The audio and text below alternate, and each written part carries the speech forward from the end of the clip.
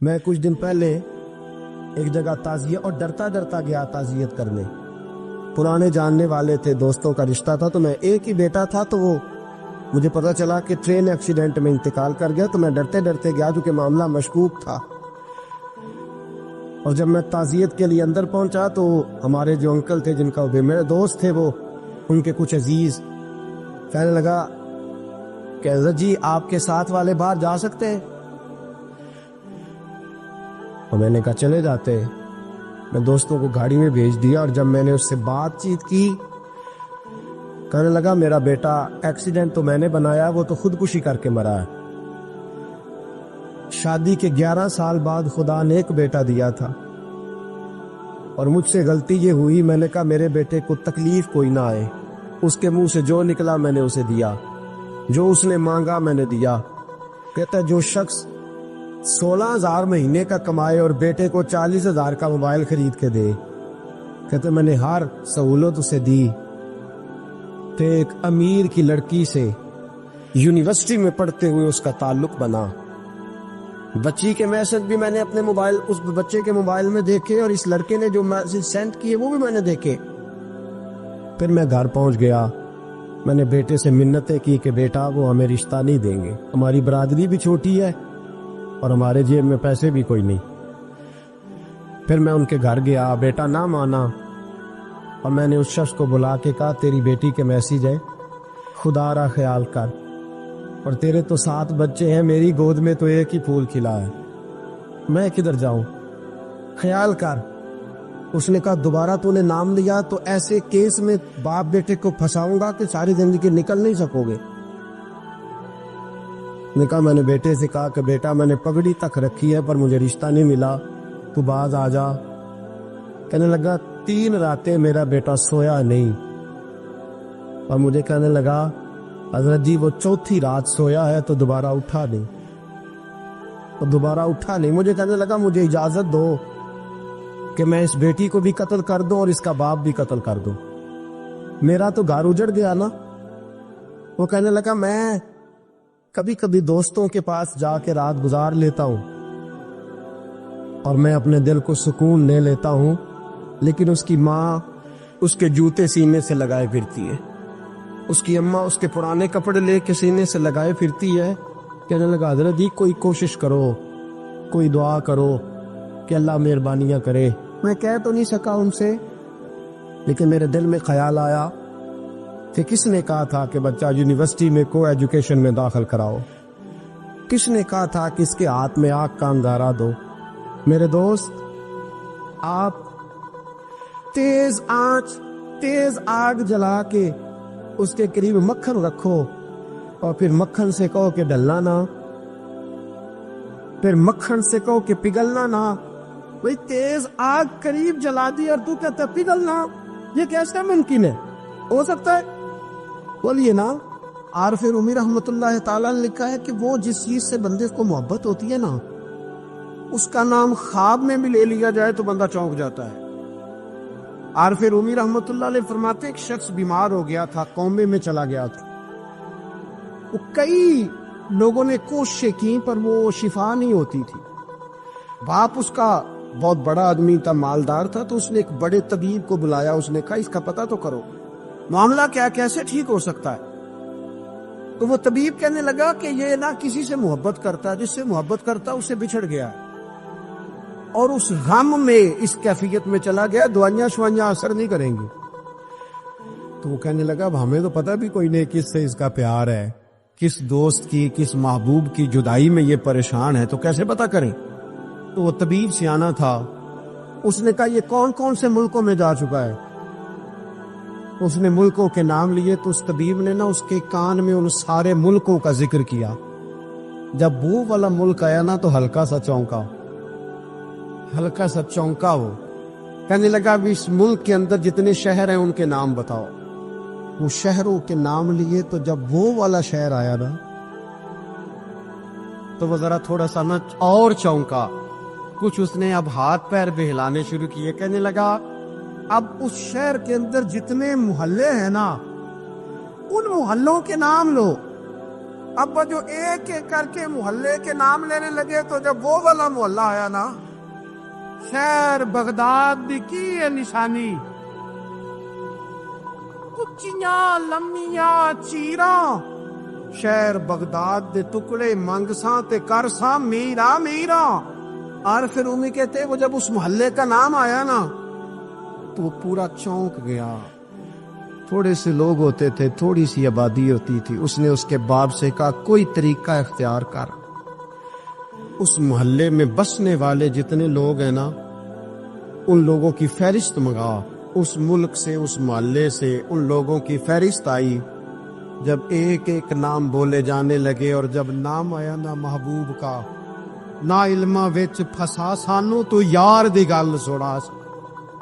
اور جب نام آیا نا اس محبوب کا تو پہلے اس کے ہاتھ کانپے، پھر اس کی نظر پھڑکی، پھر اس کی آنکھوں میں آنسو آئے، اور پھر اس نے آنکھیں کھول کے ہاتھ تھاما اپنے باپ کا اور رو کے کہنے لگا بابو آیا ہے، وہ یہاں ہے، ملاقات ہو جائے گی۔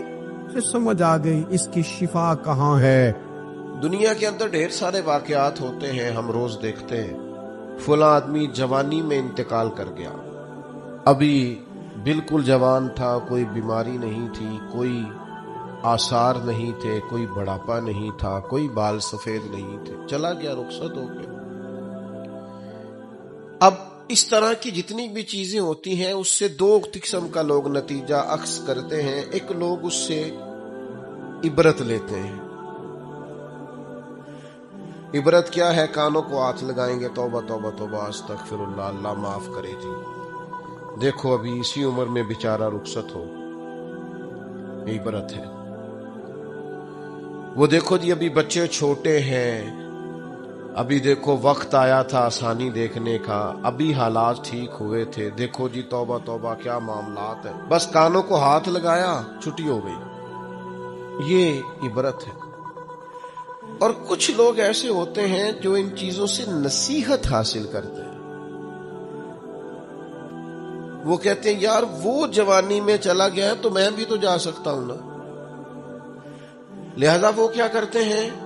وہ اپنے آپ کو بدلتے ہیں، اپنے اعمال کو بدلتے ہیں، اپنے اخلاق کو بدلتے ہیں، اپنے کردار کو بدلتے ہیں، اپنے شب و روز کو بدلتے ہیں، اپنی صبحوں اور شاموں میں تبدیلی لاتے ہیں، اپنی جوانی کو ضائع نہیں کرتے۔ میں اور آپ روزانہ ڈھیروں عبرت کی چیزیں اپنے معاشرے میں دیکھتے ہیں۔ ہمارے قریبی لوگ چلے گئے، ہم نے ان کے جانے کے بعد کہا یار دیکھو زندگی کا بھروسہ کوئی نہیں، کل یہ بندہ ہمارے ساتھ تھا، آج رخصت ہو، بھروسہ کوئی نہیں، پتہ نہیں کیا ہوگا۔ یہ عبرت ہے۔ توبہ توبہ کی، پھر اسی کام لگ گئے غافلوں والے۔ لیکن اگر موعظۃ للمتقین پر عمل ہوتا تو پھر ہم کیا کرتے؟ پھر ہم کہتے یار اگر وہ چلا گیا ہے تو بیٹھے میں نے بھی نہیں رہنا، جانا مجھے بھی پڑے گا، لہذا تیاری کرو۔ عبرت اور نصیحت اس میں فرق ہوتا ہے۔ ہم چیزوں کو بطور عبرت دیکھ تو لیتے ہیں پر ان سے نصیحت حاصل نہیں کرتے۔ ہمیں نصیحت حاصل کرنی۔ قرآن مجید فرقان حمید کے اندر بہت ساری قوموں کے احوال اللہ نے بیان فرمائے۔ کس لیے بیان کیے؟ قرآن کوئی معاذ اللہ ہمیں کوئی واقعہ سنا کے ایسے ہی گزرنا تو نہیں چاہتا، لیکن اتنی قوموں کے حالات ہیں، جگہ جگہ ذکر ہے جناب نوح کا ان کی قوم کا، جناب داؤد کا ان کی قوم کا، جناب لوط علیہ السلام کا ان کی قوم کا، جناب شعیب علیہ السلام کا ان کی قوم کا، جگہ جگہ پہ ذکر ہے، تذکرہ ہے، انبیاء نے انہیں سمجھایا ہے، وہ باز نہیں آئے، اس کی انہیں سزا ملی ہے۔ جناب شعیب علیہ السلام کی قوم ناپ تول میں کمی کرتی تھی، یوں سمجھ لیجئے کہ جتنے پیسے لیتی تھی اتنا مال نہیں دیتی تھی، اللہ نے عذاب دیا انہیں۔ ہم نے قرآن مجید کے اندر اس واقعہ کو پڑھا، اس حالت کو دیکھا، اب جب ہم نے وہ عذاب والی چیزیں پڑھی نا، ان پر عذاب آیا، وہ چیخ کی آواز آئی زوردار،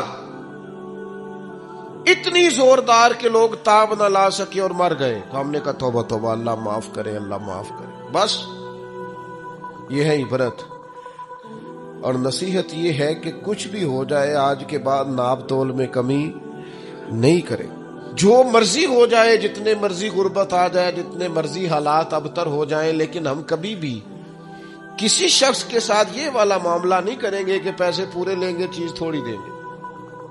اس عبرت سے نصیحت کیا حاصل کی؟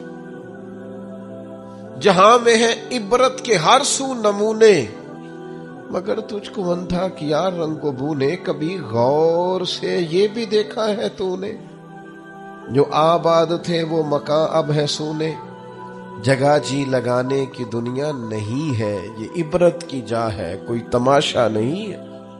غور یہ کرنا ہے کہ وہ والا جرم، وہ والی خطا، وہ والا معاملہ کہیں ہمارے اندر تو نہیں ہے. ہو سکتا ہے. حضرت سیدنا ابو بکر صدیق فرماتے ہیں میں حضور کے سامنے بیٹھا، ایک شخص آیا، اس نے آ کر کے کہا یا رسول اللہ صلی اللہ تعالی علیہ وآلہ وسلم، یہ میرے ہاتھ کے اندر خنجر ہے، میں قتل کر کے آیا ہوں. قاتل کھڑا ہوا. ایک طرف قرآن مجید کا حکم ہے کہ جس نے ایک آدمی کو قتل کیا پوری انسانیت کو قتل کیا.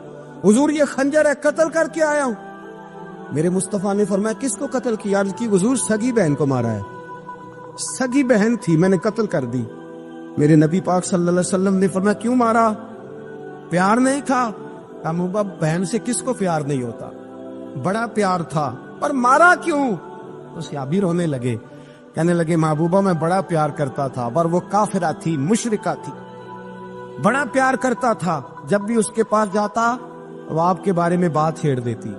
میں اس کو کہتا سارا کچھ کر لے، میرے نبی کے بارے میں بات نہ کرنا. میں ہر شے سہ لیتا، پر مصطفیٰ کریم کی ذات کے بارے میں کوئی بات برداشت کرنے کی طاقت نہیں رکھتا. یہ والا جملہ نہ کہنا. میں اس کو روکتا، منع کرتا، تو باز نہ آتی. کہتے ہیں آج اس نے اتنی سخت بات کی کہ میں اس کا گلا کاٹ آیا ہوں، قتل کر دیا ہے. حضور میرے لیے حکم کیا ہے؟ تو نبی پاک نے فرمایا جا، تیرے اوپر کوئی سزا نہیں، تو نے جو کیا ہے اچھا ہی کیا ہے، نہیں اچھا کر ڈالا ہے جو تو نے کیا ہے. ایک صحابی نابینا تھے، آنکھوں سے نظر نہیں آتا تھا، رشتہ کوئی نہیں دیتا تھا، معذور آدمی تھے. نکاح ہوا، شادی ہوئی، 2 بیٹے دیے اللہ، گھر بس گیا، بیوی کپڑے دھو کے دیتی، خدمت کرتی، روٹی پکا کے دیتی، بچے بڑے حسین تھے. اور وہ صحابی خود فرماتے ہیں، نابینا صحابی کہتے موتیوں کی طرح کے میرے بچے، جو بھی آتا آ کے کہتا تیرے موتیوں کی طرح کے لال ہیں. لیکن آپ فرماتے ہیں ایک صبح اعلان ہو گیا، مدینے میں شور ہو گیا کہ اس نابینا صحابی کی بیوی قتل ہو گئی، کسی نے خنجر کے دبایا، مر گئی ہے. کہتے ہیں اس کے لواحقین اکٹھے ہوئے، در رسالت مآب پہ آئے، آگے کہنے لگے حضور ہمارا قاتل ڈھونڈ کے دیں، ہماری بیٹی کو کس نے مارا؟ میرے رسول پاک نے مجمع پہ نظر ڈالی، فرمایا بھائی مجھے کہنے کی ضرورت نہ پڑے، اگر قاتل موجود ہے تو خود اٹھ جائے. خود اٹھے.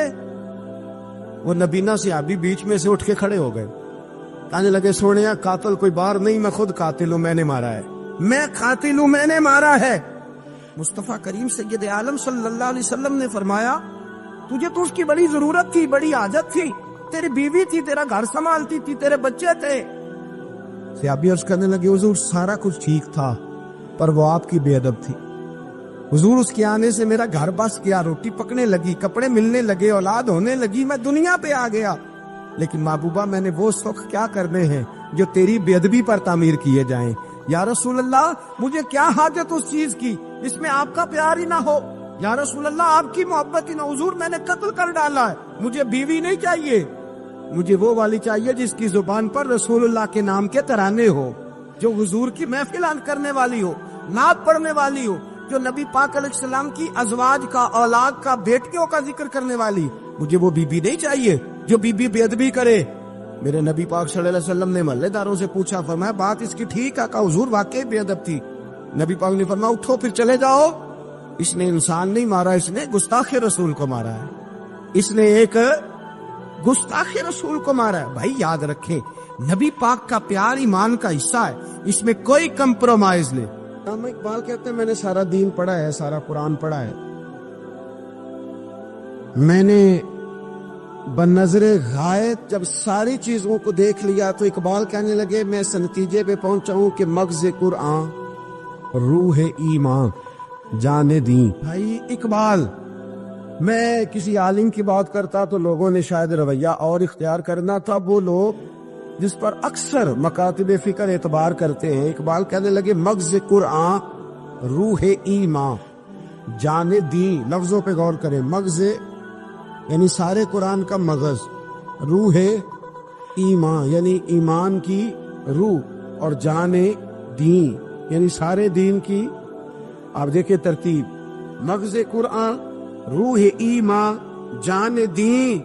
اقبال جلدی بتاؤ وہ کیا ہے؟ تو اقبال کہنے لگے ہست حب رحمت للعالمین، ہست حب رحمت للعالمین. مغز قرآن روح ایمان اور جان دین. ہست حب، کہنے لگا میں تو سمجھا ہوں کہ قرآن کا مغز ایمان کی روح اور دین کی جان اگر ہے تو نبی پاک کی محبت کا نام ہے، رسول اللہ کی محبت کا نام ہے، نبی پاک کی محبت کا نام.